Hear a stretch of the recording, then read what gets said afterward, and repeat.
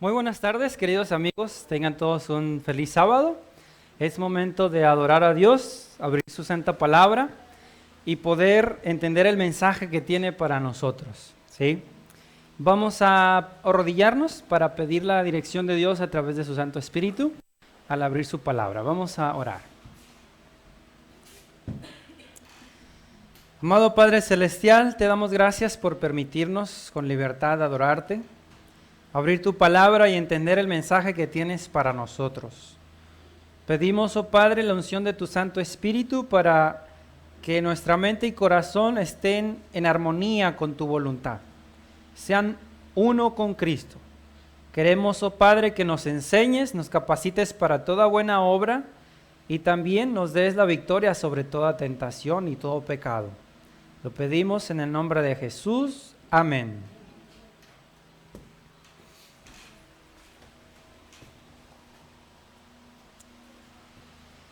Bien, como saben, un servidor, Joaquín Cardona, tiene actividad junto con mi esposa, Martica Castañeda, en redes sociales, en el WhatsApp que ahí ven en pantalla. Apoyamos a personas en orientación sobre estilo de vida saludable. Hay un grupo que se llama Vida Vegana y estamos ayudando con recetas vegetarianas, tratamientos naturales, como el cuerpo mismo puede sanar, la maquinaria que Dios nos dio, y volver al modelo del Edén antes del pecado, que va a ser también una vez que Cristo venga por segunda vez y nos lleve al reino de los cielos. También está el grupo Estudio de Profecías, donde estamos viendo Daniel y Apocalipsis, versículo por versículo, para entender estos mensajes proféticos que están señalando el tiempo en que vivimos y lo que viene en los próximos días, los próximos meses. El tema de hoy se titula Una prueba de santificación. Y les voy a invitar que ahí en su Biblia podamos leer en la primera carta a los tesalonicenses,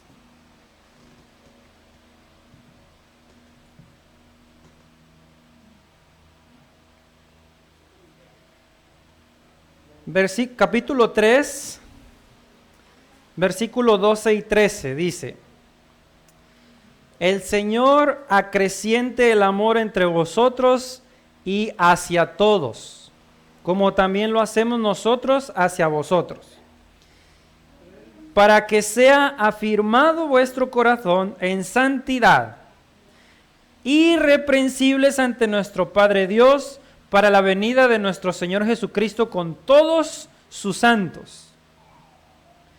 Así que aquí Pablo está invitando a llegar a un estado irreprensible, ¿sí? A través del amor que Dios va a hacer acrecentar en nosotros. Primera de Tesalonicenses 4, versículos 7 y 8 dice: Porque no nos llamó Dios a inmundicia, sino a santificación. El que rechaza esto no rechaza al hombre, sino a Dios, quien nos da su Espíritu Santo. Así que en la Biblia se menciona santificación, una persona que está creciendo en el conocimiento de Dios, una persona que va escalando una norma que Dios pone de obediencia.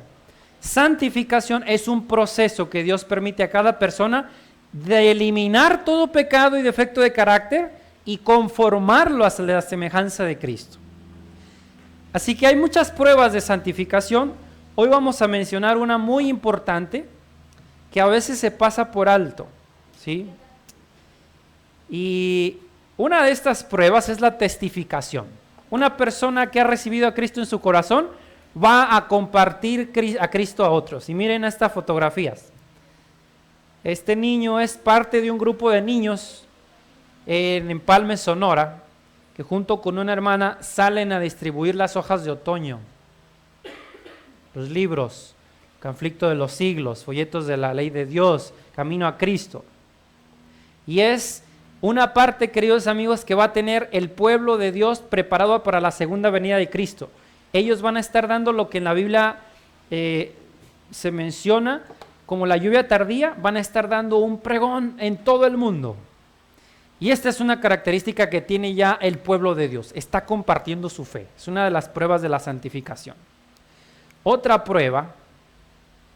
Aquí vemos otra fotografía. Esto es en Tijuana. Un grupo de hermanos adventistas. Hace tiempo les envié material y han estado pidiendo más. Juntaron literatura adventista y se pusieron en el tianguis. Allá le llaman sobre ruedas. En un local ahí a un ladito de donde venden frutas y verduras. Ahí se alcanza a ver. Y la gente que pasa, tenga, ahí le regalamos el que guste. Y está recibiendo la palabra la gente. Qué hermoso. Qué hermoso. Se está predicando la palabra de Dios. Si quieres cambiar el mundo, ve a tu casa y ama a tu familia. Miren, Dios me dio el privilegio de conocer y tener a mi hermosa esposa. Ahorita está conmigo acompañándome. Y quiero decirles algo, yo estaba en una actividad misionera en varios países en Sudamérica, cuando me hacen una invitación ahí a la casa donde ella estaba, y luego en esa zona, y cuando nos conocimos y empecé a orar por ella, y Dios empezó a abrir las puertas para que pudiéramos entablar una amistad más seria, Dios empezó a guiar esta relación. Yo pausó un poco la obra que estaba haciendo, porque invertir en la familia, querido amigo, es lo más importante que usted puede hacer. Escúchelo bien. No hay problema si en el cielo, por alguna razón, no va a ir su alumno si usted da clases, o el profesor, o su vecino, pero si no va su esposa va a ser terrible. Si no va su hijo va a ser terrible. Dios nos llama a evangelizar al mundo, pero mucho cuidado si en su casa hay deficiencias, deficiencia de amor, deficiencia del líder espiritual que debe haber allí, deficiencia de buena alimentación, deficiencia de recreación. Mucho cuidado, porque ahí el único responsable va a ser el esposo, o en este caso la mamá, si hizo malas cosas. Así que recuerda este mensaje. Esta también es una prueba de santificación. Y lo digo con autoridad profética porque lo dice en Malaquías, capítulo 4, versículo 6. Una de las obras que va a hacer el Espíritu Santo antes de que venga Cristo, vea. Malaquías 4:6 dice: Él convertirá el corazón de los padres a los hijos y el corazón de los hijos a los padres. Y aquí yo le puedo añadir, porque está implícito, y el corazón del esposo con la esposa o de la esposa con el esposo. Así que esta es una obra que el Espíritu Santo está haciendo, ¿sí? Y es otra de las pruebas de santidad. Bien, Juan capítulo 6, versículos 66 y 67. Hay un relato interesante donde Cristo le menciona a un grupo de los que le seguían que Él era el pan de vida y que debían comerlo a Él. Así que algunos dijeron, este lenguaje es muy duro, ¿quién lo puede aceptar? Y Jesús, sabiendo que murmuraban, dice el 61, ¿esto les ofende? ¿Qué pasaría si vierais al Hijo del Hombre que sube a donde estaba antes? El Espíritu es el que da vida, la carne nada aprovecha. Las palabras que yo os he hablado son espíritu y son vida, pero algunos de vosotros no creen. Y Jesús sabía que la gente que iba y lo escuchaba, algunos iban por mera curiosidad, otros iban para ver qué decía que podían aprovecharlo para usarlo contra él, ¿sí? Por eso en el versículo 66 dice, desde entonces muchos de sus discípulos volvieron atrás y ya no andaban con él. Dijo entonces Jesús a los 12, ¿queréis acaso iros también vosotros? Y les quiero decir algo, queridos amigos. Este mensaje es para usted si está dirigiendo en alguna iglesia, como anciano, como encargado de iglesia, como pastor, como directora del Ministerio de la Mujer, director de jóvenes. Escuche lo que le voy a decir. Cristo, al decirle esto a los discípulos, no lo dijo porque tenía miedo de que ellos se fueran, entonces Jesús iba a cambiar el mensaje. No. Vamos a ver ahorita en el desarrollo del tema que Cristo le dijo eso a sus discípulos porque si no querían los principios del reino de los cielos, podían irse. Jesús no los iba a retener. Jesús no iba a cambiar la forma de presentar la verdad para agradarlos a ellos o para que no se ofendieran. No. Los principios y exigencias del reino de los cielos no cambian. Y esto es lo que vamos a ver en estas citas. Son tres, queridos amigos, tres incidentes. Dos tienen que ver con Aarón, el pueblo de Israel y los hijos de Aarón. Una tiene que ver con Helena de White y una visión que Dios le llamó a tener porque trataba de suavizar la verdad para que no se viera tan fuerte. Y otra tiene que ver con Cristo mismo, ¿sí? En estos tres mensajes estamos identificados todos.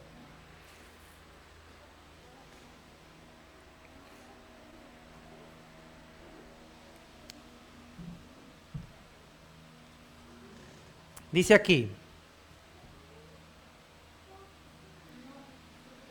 hablando de la cita que acabamos de leer, la prueba era demasiado grande, por la cual algunos se empezaban a alejar de Cristo.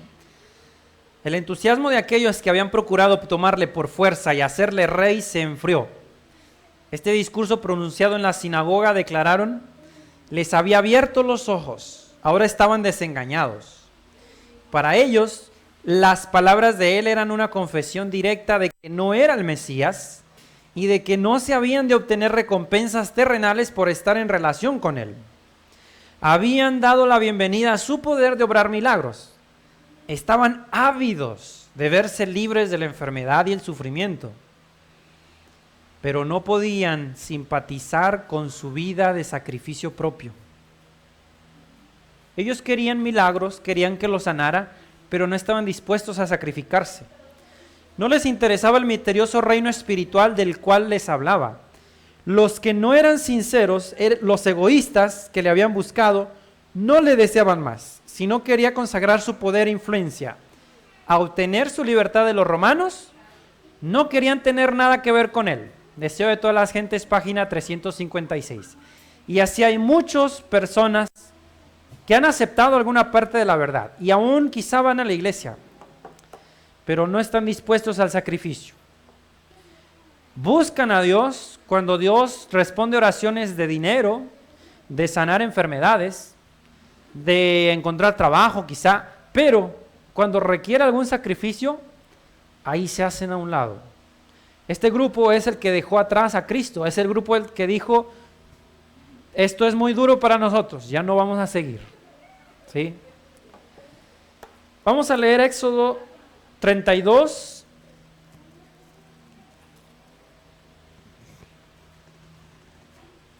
versículo del 1 al 6.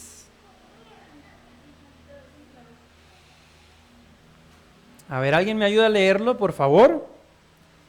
Éxodo 32, del 1 al 6.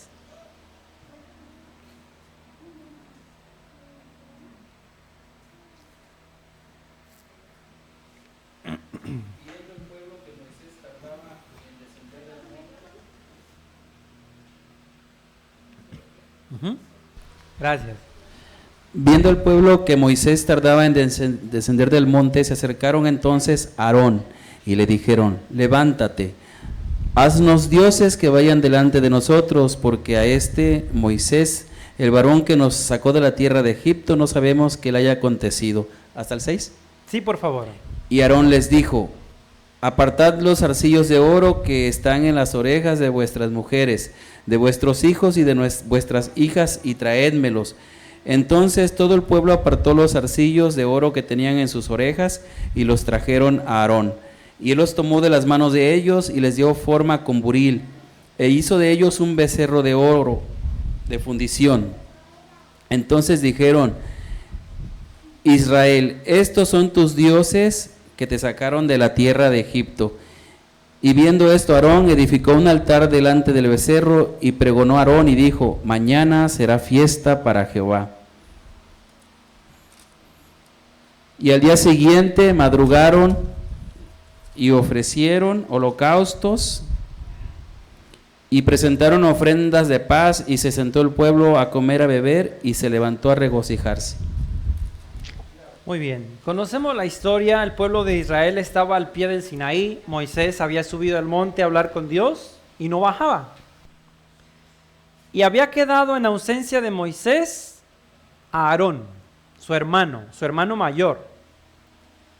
Él se le había encomendado estar a cargo de la situación del pueblo de Israel en lugar de Moisés. Y el pueblo les pidió: ¿sabes qué? No sabemos qué pasó con Moisés, así que haznos un Dios. Y vamos a ver esta cita inspirada. Querían tener una imagen en su lugar, y si, como se había sugerido, decidían volver a Egipto, porque eso es lo que propusieron.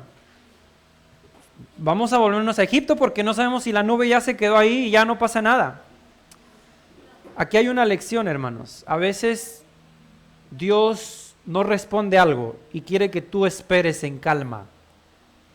Pero ¿sabes algo? La naturaleza humana es impaciente. ¿A quién le gusta esperar? Esperar y esperar sin saber cuándo va a suceder lo que esperamos. Miren, no por nada en la característica de Apocalipsis 14:12 dice: aquí está la paciencia de los santos. Así que el pueblo, principalmente la multitud mixta, pensó: la nube se quedó allá, Moisés a lo mejor murió, vámonos a Egipto, ¿qué hacemos aquí? Y solamente tenían que esperar. Así que hicieron un ídolo, porque si llegaban a Egipto y llegaban al ídolo, los egipcios los iban a aceptar. Vengan, están adorando dioses como nosotros, los podemos recibir. ¿Sí? Es lo que dice aquí. Para hacer frente a semejante crisis, hacía falta un hombre de firmeza, decisión y ánimo imperturbable. Un hombre que considerara el honor de Dios sobre el favor popular, sobre su seguridad personal y su misma vida. Pero el jefe provisional de Israel no tenía ese carácter. Aarón reprochó débilmente al pueblo. Y su vacilación y timidez en el momento crítico no sirvieron sino para hacerlos más decididos en su propósito. El tumulto creció, un frenesí ciego e irrazonable pareció posesionarse de la multitud. Algunos permanecieron fieles a su pacto con Dios, pero la mayor parte del pueblo se unió a la apostasía. Ahora, quiero que noten algo. Aarón había ido con Moisés ante el faraón. Aarón es el que con su vara había puesto en el río y se había convertido en sangre. Aarón había hablado en lugar de Moisés, en lugar de Dios, a Faraón.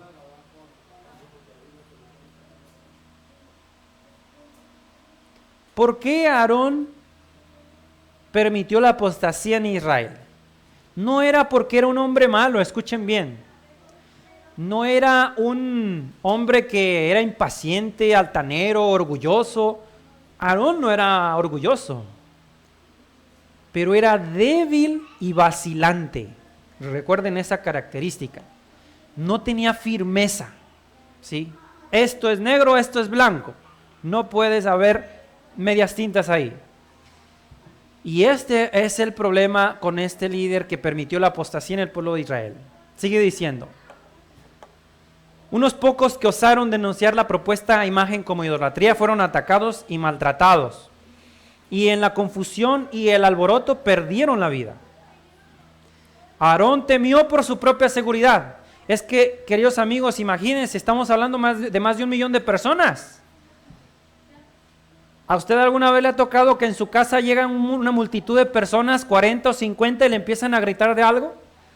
No es algo tan sencillo.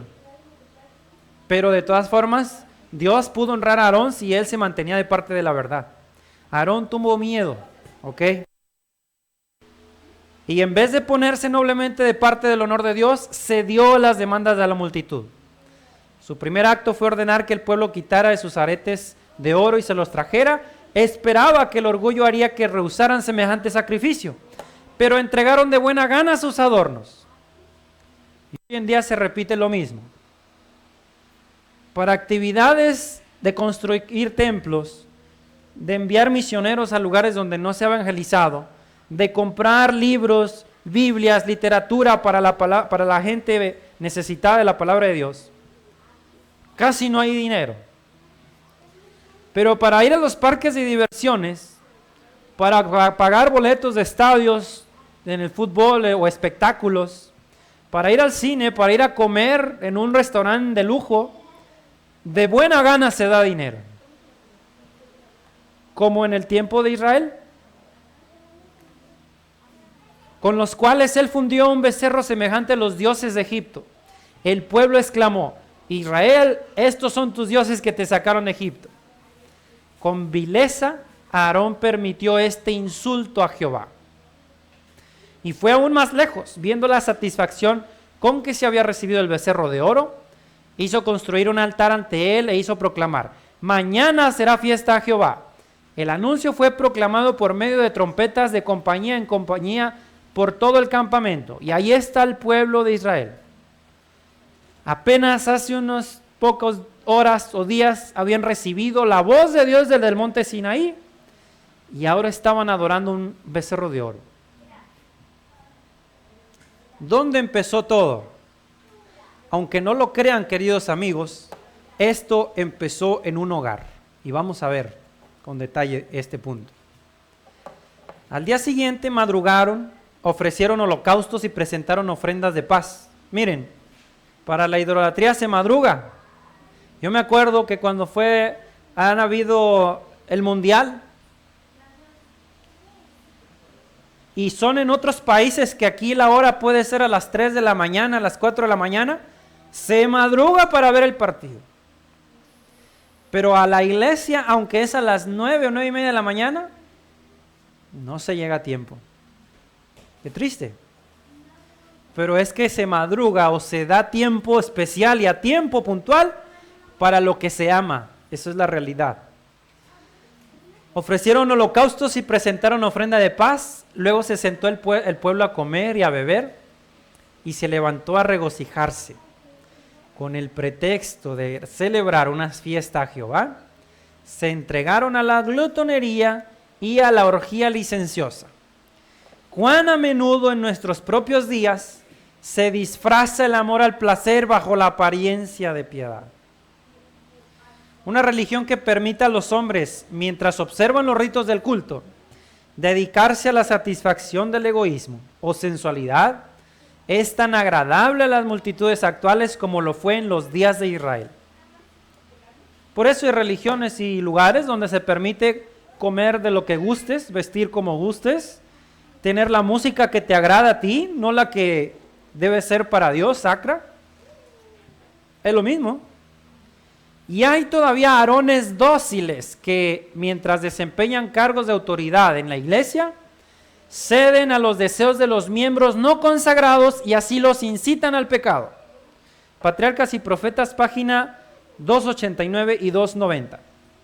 Queridos amigos, hay lugares donde en la mayoría de personas en la iglesia son una familia.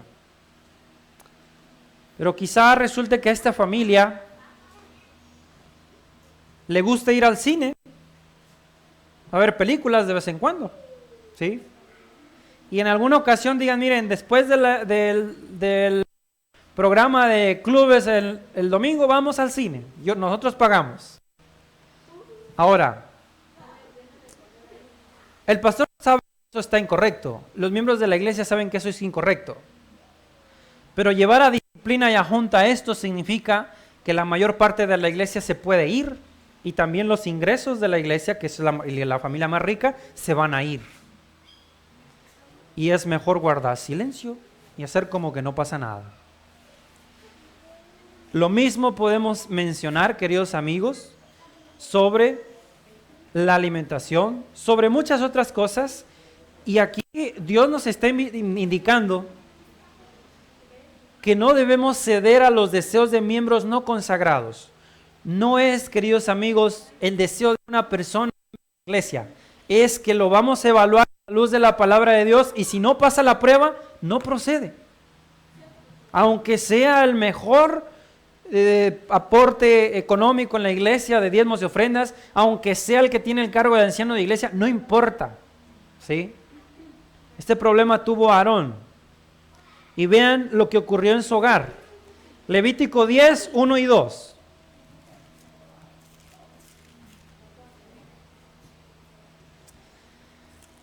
Dice, Nadab y Abiú.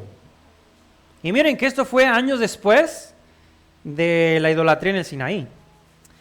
Hijos de Aarón tomaron cada uno su incensario y pusieron en ellos fuego e incienso. Y ofrecieron ante el Señor fuego profano que él no les mandó. Y salió de delante del Señor fuego que los devoró y murieron ante el Señor. Miren, no vamos a entrar en detalles de cómo lo había indicado Dios, simplemente ellos hicieron lo que Dios no les indicó, ¿sí? Hace tiempo estuve en una iglesia donde tuvo conflictos, esa iglesia, miembros de iglesia, con un pastor, el pastor del distrito, porque el pastor sugería poner una cruz, era tiempo de Semana Santa, iban a tener temas, quería tener una cruz literal allí, en el púlpito, con algún manto como decoración. Y los miembros de iglesia dijeron, no, no queremos eso. ¿Por qué no? Deben tenerla. No, en ninguna parte dice que debemos tenerla. Y ese conflicto provocó que cortaran prácticamente esta feligresía de la organización adventista. Cosas que Dios no pidió. Escuche bien. Nadab y Abiú fueron destruidos porque ofrecieron algo que Dios no les pidió. Ahora, vean dónde viene este problema. Ellos fueron quemados con fuego de Dios, ¿sí? En su juventud, Nadab y Abiú no fueron educados para que desarrollaran hábitos de dominio propio.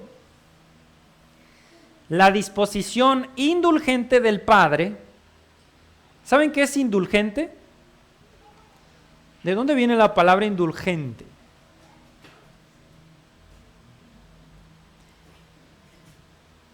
¿Han escuchado la palabra indulgencias? Bueno, indulgente es una persona que ve que estás haciendo algo mal, pero para que no te enojes no te va a decir nada. Eso es indulgente. Ve que el niño está haciendo algo incorrecto, pero quizá para que no se enoje la mamá, que es el consentido de la mamá, o viceversa del papá, lo deja hacer, brinca en la mesa o en la silla, tira lo que quiere, y nadie dice nada, porque solo papá lo corrige, y si papá no dice nada, pues hay que dejarlo. Eso es indulgencia. Dejar, permisivo, que el niño haga lo que quiera porque está chiquito, pobrecito, va a llorar. Pues Aarón tenía una disposición indulgente. Su falta de firmeza en lo recto le habían llevado a descuidar la disciplina de sus hijos. Ahora, vamos a ver una cita, para que vean cómo Dios no es indulgente y jamás lo va a hacer. Proverbios capítulo 3, versículo 11 y 12. Y este es un ejemplo de cómo debe ser todo padre y madre de familia. Proverbio 3, versículo 11 y 12 dice: Hijo mío, no menosprecies la disciplina del Señor, ni te fatigues de su reprensión, porque el Señor castiga al que ama, como el padre al hijo a quien quiere. ¿Cómo nos trata Dios? Que hagamos lo que queramos, no pasa nada. Si nos ama, nos corrige. Y Dios nos ama. Dios nos disciplina. Y a veces la disciplina es una enfermedad fuerte para que yo deje un mal hábito. A veces la disciplina es un secuestro para que yo valore a mis padres y a Dios y haga las cosas bien. Bueno, Aarón, por su actitud indulgente, había descuidado la disciplina de sus hijos. Les había permitido seguir sus propias inclinaciones. ¿Sabe por qué un papá no puede permitir la propia inclinación del niño? Porque el niño no sabe lo que el papá sabe. El niño no sabe que si toma un cuchillo y juega con él, se puede cortar y puede tener una herida seria y puede estar en el hospital un buen tiempo. Simplemente el papá le dice: no toques ese cuchillo, no uses el fuego. El niño está aprendiendo a manejar las cosas, está aprendiendo a saber por qué esto no debo ir acá, por qué no debo salir a la calle.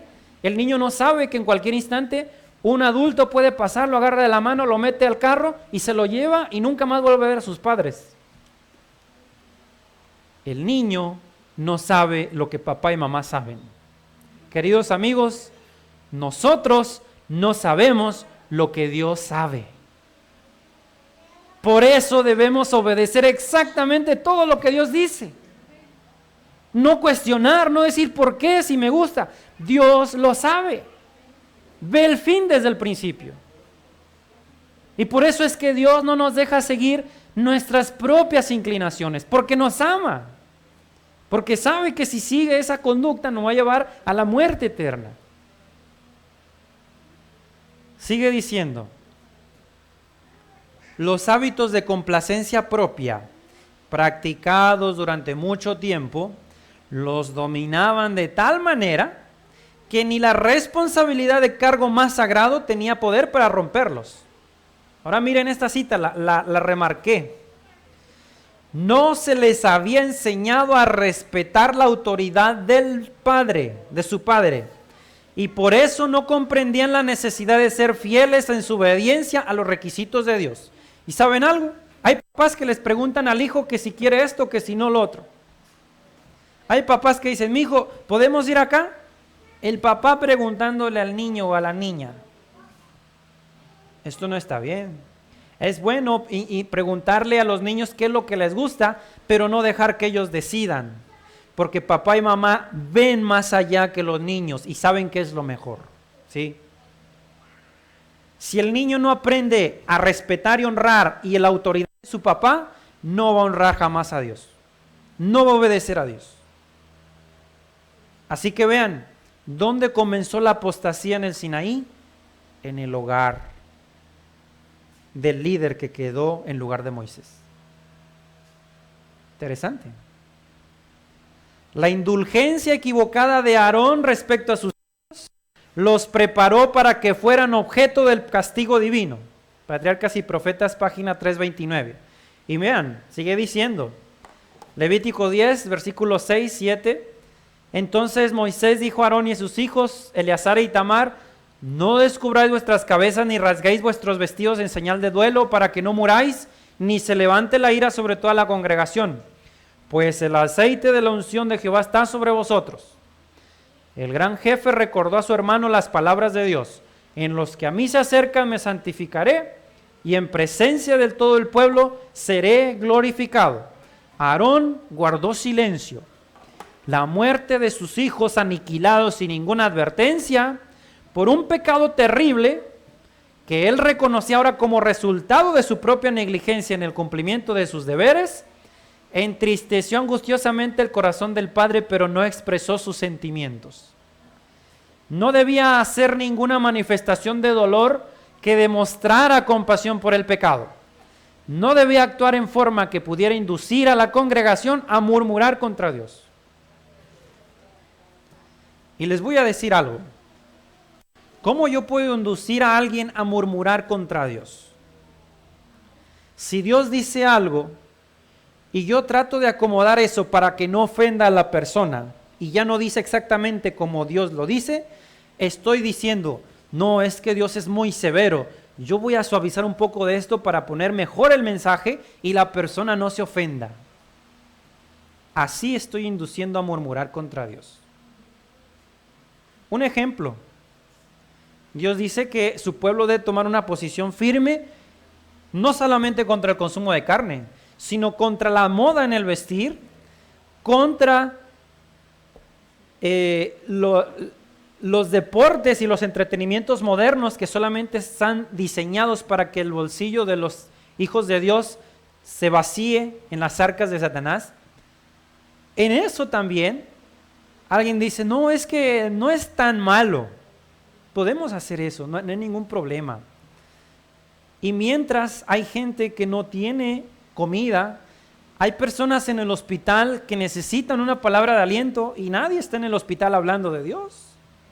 Hay personas que están de luto por un ser querido, Hay gente en la cárcel que no tiene quien los visite, y en la palabra dice, tuve hambre y me disteis de comer, estuve en la cárcel y me visitasteis. Y los hijos de Dios, creyendo que yendo a estos espectáculos, creyendo que destinando su dinero, aunque no son pecados directamente, pero ese dinero se puede usar en la obra de Dios, se murmura contra Dios creyendo que es muy exigente, que es muy estricto. Queridos amigos, todo lo que Dios ha dicho que hagamos es bueno. Es lo mejor que podemos hacer, y es porque Dios nos ama, porque Él ve el fin desde el principio. Tengamos cuidado y aprendamos del ejemplo de la muerte de los hijos de Aarón. Aarón reconoció que fue por su culpa esa muerte y la de muchos miles en el pueblo de Israel. Exhortación a la fidelidad. Ahora vamos a ver el ejemplo, el testimonio de Elena de White cuando ella le tocó enfrentar algo similar. Miren lo que dice. Muy penoso me era decirles a los que andaban en error lo que respecto de ellos se me había mostrado. Me causaba mucha angustia ver a otros turbados o afligidos. Y cuando me veía obligada a declarar los mensajes, a menudo los suavizaba. Escuché bien esa palabra. Y los hacía parecer tan favorables para las personas a quienes concerniesen como me era posible, y después me retiraba a la soledad para llorar en agonía de espíritu. Me fijaba en aquellos que parecían no tener que cuidar sino de sus almas, y pensaba que de hallarme yo en su situación no me quejaría. Pues qué feliz, ¿no? Solamente usted dar cuentas de usted y no tener que reprender a nadie. Qué difícil cuando Dios le dice, mira, vas a ir a esa casa y vas a decirle al señor Roberto que él está en pecado, este es su pecado, yo lo vi y debe apartarse de él. Ese era el trabajo de Elena de White a veces. Me era muy penoso referir los explícitos y terminantes testimonios recibidos de Dios. Anhelosamente aguardaba el resultado, y si los reprendidos se rebelaban contra la reprensión y después se oponían a la verdad, yo me preguntaba, ¿habré dado debidamente el mensaje? ¿No podría haber algún medio de salvarlos? Cuando las personas se ofendían y se enojaban contra Elena de White y el mensaje, ella reflexionaba, ¿será que algo hice mal? Y escuche bien, queridos amigos, si Dios lo dice, usted no tema repetirlo. La palabra de Dios debe llegar y va a provocar oposición. Ahorita vamos a ver otra cita. Y entonces se oprimía tan angustiosamente mi alma que muchas veces la muerte habría sido para mí una mensajera bienvenida y la tumba un dulce lugar de reposo. Ella prefería, miren, morir a tener conflictos cada rato con las personas que amonestaba. No me daba cuenta de que con estas dudas y preguntas quebrantaba mi fidelidad, ni advertía el peligro y pecado de semejante conducta hasta que fui transportada en visión a la presencia de Jesús. Ella tenía miedo de que como daba el mensaje, a lo mejor estaba mal y tenía que corregirlo y no quería oponerse a la gente. Dios lo llevó en visión. Y miren lo que dice. Jesús me miró ceñudo y apartó de mí su rostro.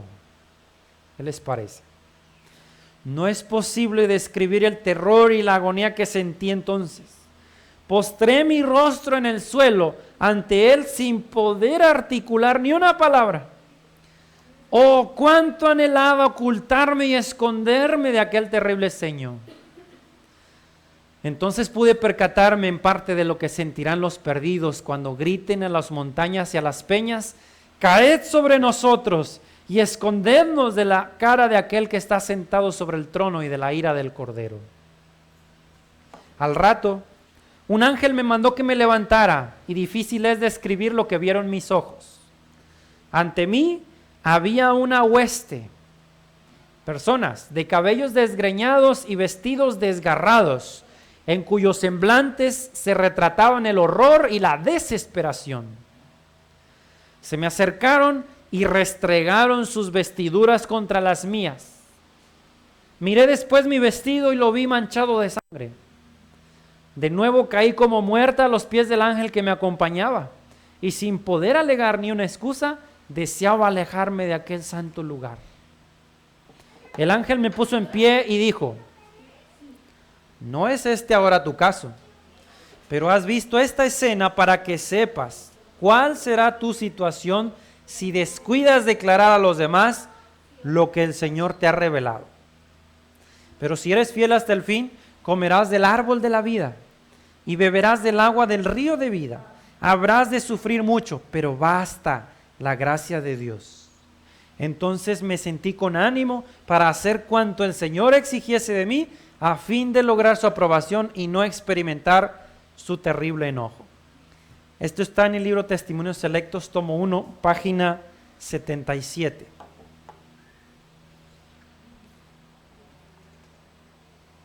¿Cuál fue la advertencia que Dios le dio a Elena de White? No suavices la verdad, ni tengas miedo de la reacción de la gente cuando prediques la verdad. ¿Sí? Ese fue el mensaje. No te cuides de lo que va a hacer la gente con el mensaje contigo porque tú les hablas. Cuídate de no repetir lo que yo te digo que les digas.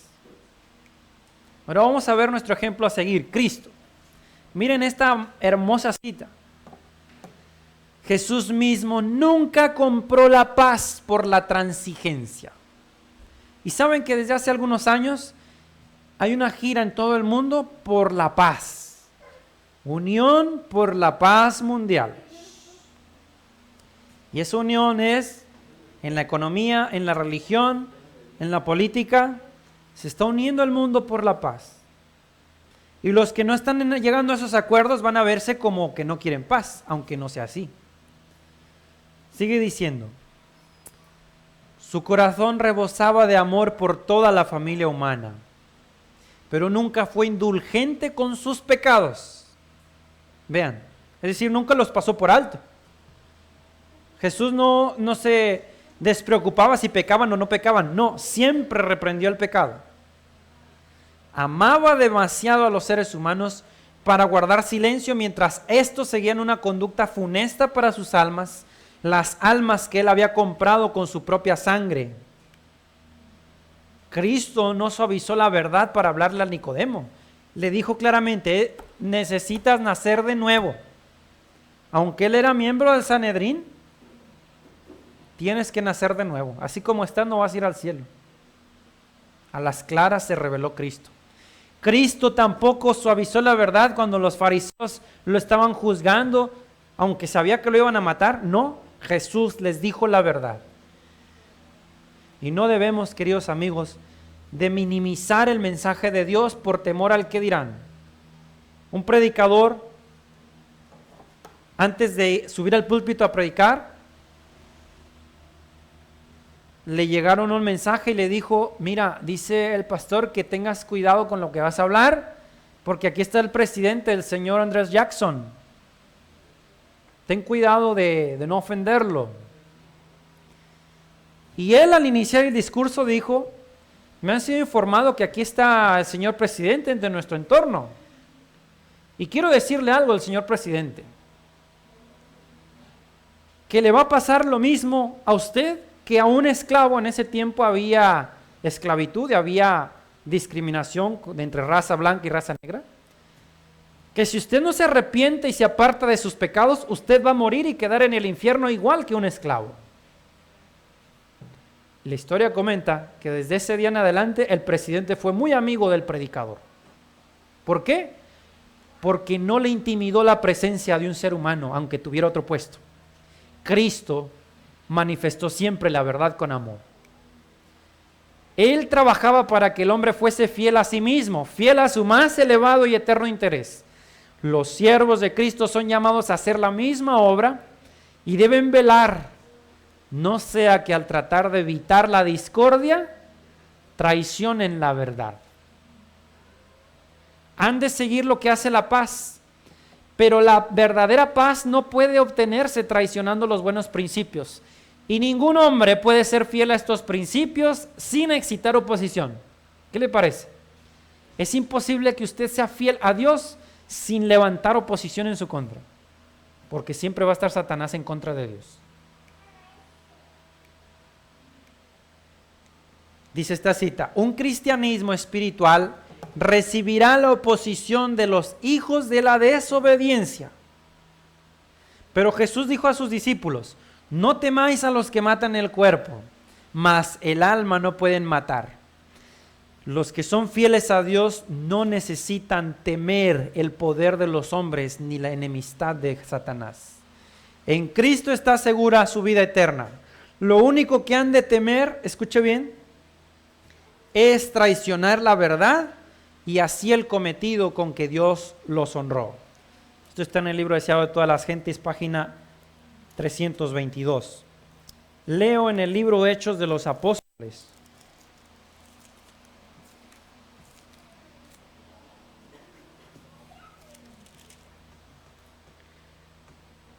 Capítulo 4, versículo 18.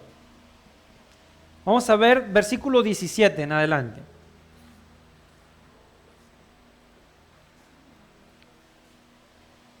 Dice: sin embargo, para que no se divulgue más entre el pueblo, amenacémosles para que de aquí en adelante no hablen a hombre alguno de este nombre, el nombre de Jesús. Versículo 18 de Hechos 4. Y llamándolos les ordenaron, escuche bien, que en ninguna manera hablasen ni enseñasen en el nombre de Jesús.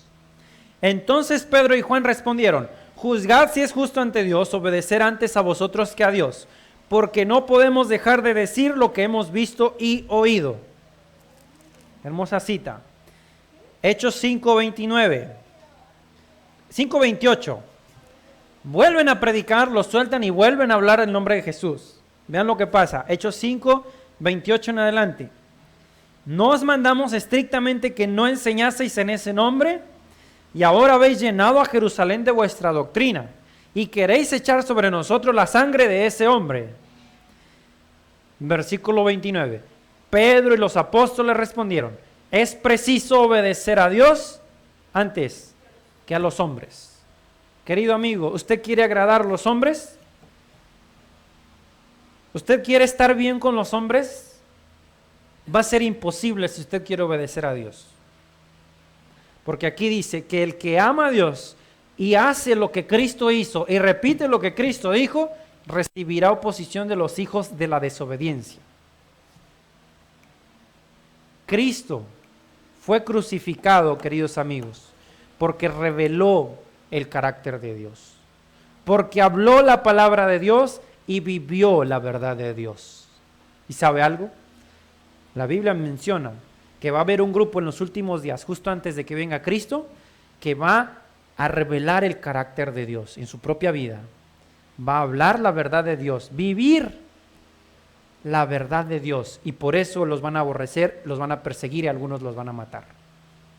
Queridos amigos, esta prueba de santificación tiene que ver con no transigir con la verdad. Y menciono con respeto a este incidente de una amiga que iba a viajar a otro país y me pidió una carta. Entonces, en esa carta decía: ponga que va a cubrir los gastos, mis gastos, aunque no sea así, pero usted ponga que va a cubrir mis gastos allí para que me puedan dar el permiso. Y yo le dije: lo siento, pero no puedo mentir. Y miren qué sencillo puede ser mentir.